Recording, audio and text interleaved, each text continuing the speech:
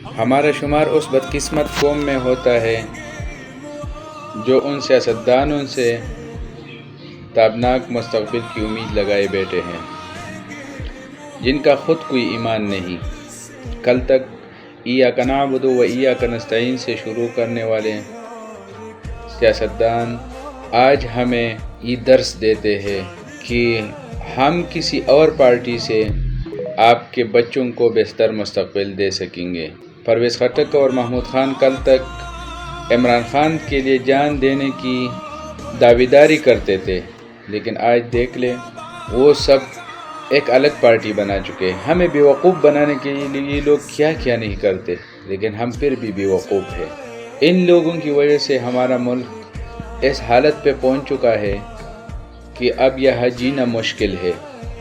اب بھی اس قوم کو بیدار ہونا پڑے گا، کیونکہ اگر آپ کسی اور کی بھی مثال لے لیں، کل تک مولانا بڑے فخر سے کہتے تھے کہ ہم نے عمران خان کو کرسی سے اتارا، آج کہتا ہے کہ آدمی اعتماد پیپل پارٹی کی خواہش تھی۔ اس کے بیٹے، ان کے داماد، ان کے بھائی سب وزارتوں کے مزے لے چکے ہیں۔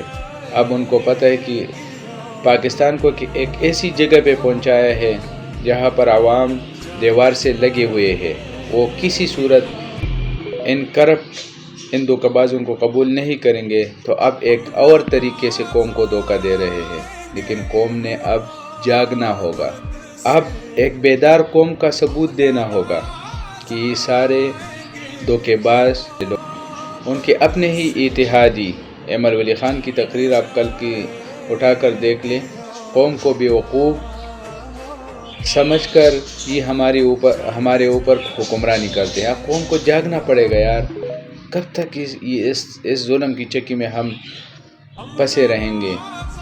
ہمیں ایک بیدار قوم کا ثبوت دینا ہوگا، ہمیں اپنے بچوں کو ایک بہتر پاکستان دینا ہوگا۔ ایک بہتر پاکستان دینا ہے ہم نے اپنے بچوں کو، تو ان لوگوں کو ہم نے شکست دینا ہے، ان کو سپورٹ نہیں کرنا ہے۔ اگر ان کو ہم سپورٹ کریں گے، ہمارے آنے والی نسل ہمیں گالیوں کے سوا کچھ بھی نہیں دے گی۔ اس لیے اپنے آنے والی نسلوں کو بہتر پاکستان دینے کے لیے ان لوگوں سے چھٹکارا حاصل کرنا ضروری ہے۔